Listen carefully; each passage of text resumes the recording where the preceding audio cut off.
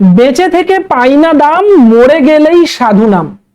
দার্জিলিং এর রাঙ্গাপানিতে ট্রেন অ্যাক্সিডেন্টে মৃত ব্যক্তিদেরকে 10 লক্ষ টাকা দেবে রেল।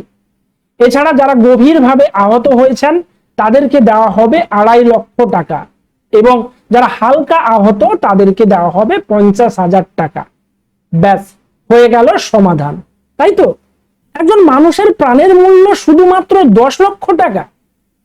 ওই দিন ট্রেনে ফিরছিলেন এক পিতা যার মেয়ের 11তম জন্মদিন ছিল। আসলে ওই দিন তার বাড়ি ফেরার কথা ছিল না, কিন্তু মেয়ের অনুরোধে 11তম জন্মদিনে যোগ দিতে বাবা ফিরছিলেন ট্রেনে। হয়তো তিনি কম দামের গিফট কিনেছিলেন, আর এই খবরটা বোধহয় রেল কর্তৃপক্ষ জেনে গিয়েছিল। তাই তো মেয়েকে খুশি করতে তার বাবার প্রাণের বিনিময়ে 10 লক্ষ টাকার উপহার দিল রেল। আচ্ছা, অর্থ দিয়ে কি একজন মানুষের জীবনের মূল্য দেওয়া যেতে পারে?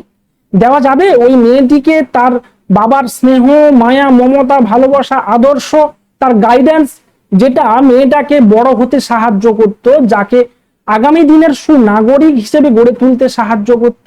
না, এর কোনো কিছুই দেওয়া যাবে না এই অর্থমূল্যে।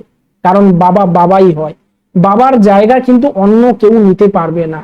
তাই তো রেল কর্তৃপক্ষের কাছে আমাদের আবেদন, এই রকম ক্ষতিপূরণ না দিয়ে যাতে ক্ষতিটা না হয় সেই চেষ্টা করুন, যাতে আর কোনো মানুষকে হারাতে না হয় তার প্রিয়জনকে।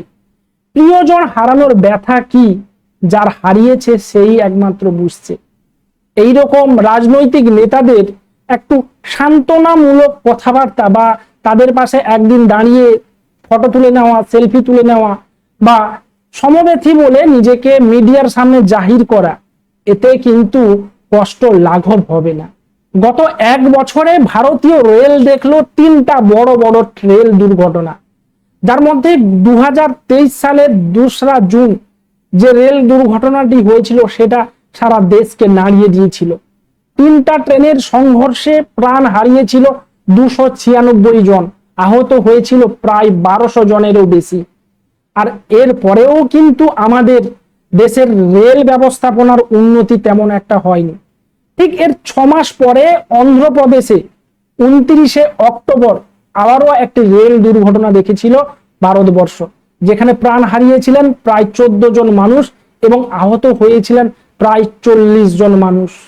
আর এর ঠিক 7 মাস পরে আবারও রেল দুর্ঘটনা ঘটলো এই বাংলার দার্জিলিং এর রাঙ্গাপানি নামক একটি জায়গায়, যেখানে প্রাণ হারালেন 9 জন মানুষ এবং আহত প্রায় 40-এরও বেশি। অর্থাৎ প্রতি 6 মাসে একটি করে রেল দুর্ঘটনা ঘটছে ভারতবর্ষে। একজন সাধারণ মানুষের জীবনের কি কোনো মূল্য নেই? তাই তো আজকে তারা প্রশ্ন তুলছেন সরকারের পক্ষে, আপনারা আর কত সময় নেবেন? সাধারণ মানুষ আপনাদেরকে 10 বছর দিয়েছে, এরপরেও কিন্তু দেখতে পাচ্ছে না এই ধরনের দুর্ঘটনা আটকানোর জন্য সুব্যবস্থা। আপনারা সম্পূর্ণরূপে ব্যর্থ নাগরিক সুরক্ষা দিতে, রেল যাত্রীদের সুরক্ষা দিতে। তাই আপনাদের কাছে আমাদের প্রশ্ন, আর কতদিন আমরা অপেক্ষা করব একটু ভালো দিন দেখার? একজন বাবা নিশ্চিন্তে বাড়ি ফিরতে পারবেন, একজন ছেলে নিশ্চিন্তে তার মায়ের কাছে, তার বাবার কাছে ফিরতে পারবে।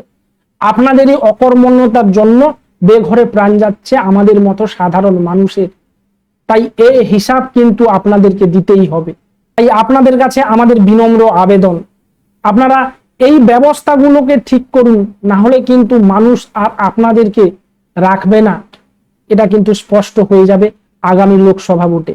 10টা বছর যথেষ্ট, তাই আর সাধারণ মানুষ কিন্তু আপনাদের সময় দিবে না।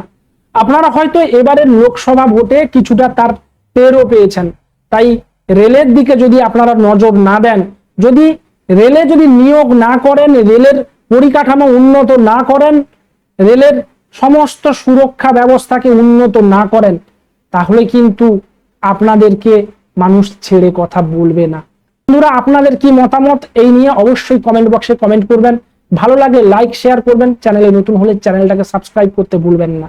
আর আপনি যদি ফেসবুক পেজে এই ভিডিও দেখে থাকেন তাহলে অবশ্যই পেজটাকে ফলো করে দিবেন। দেখা হচ্ছে নেক্সট কোনো ভিডিওতে। জয় হিন্দ।